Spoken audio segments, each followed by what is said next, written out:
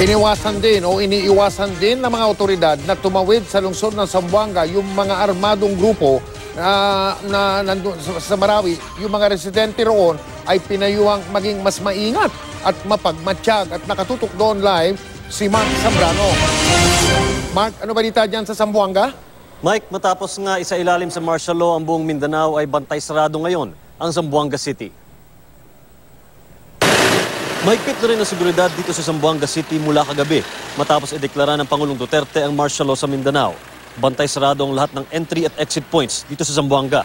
Nagkalat ang mga checkpoint mula sa paliparan, sa mga kalsada, sa pantalan at mga lugar na karaniwang matao. Ang mga tinted na sasakyan pinapahinto, pinabubuksan ng bintana, mahigpit na chinecheck. Pero ayon sa Task Force Zamboanga, wala pang matinding militarization dito. Ang local government unit pa rin daw ang namamahala sa planong panseguridad sa lungsod ayon sa Western Mindanao Command. Ang naispigilan ngayon ng West Mincom ay ang pagtawid ng mga terorista at armadong grupo, lalo na yung mga nasa Marawi City at ang mga supporter nila.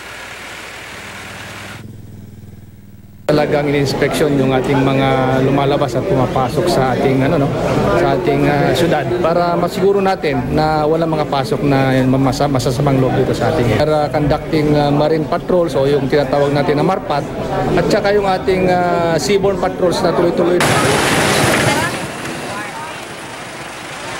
Sa ngayon, tahimik dito sa Zamboanga City. Patuloy ang normal na pamumuhay at walang itinigil matapos ang deklarasyon ng martial law.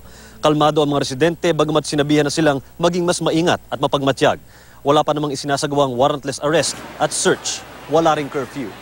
Mike, sa mga oras ito, nandito tayo ngayon sa Barangay Zangali sa Zamboanga del Sur at dito sa aking likuran. Ito yung isa sa mga 24 oras na checkpoint na isinasagawa dito.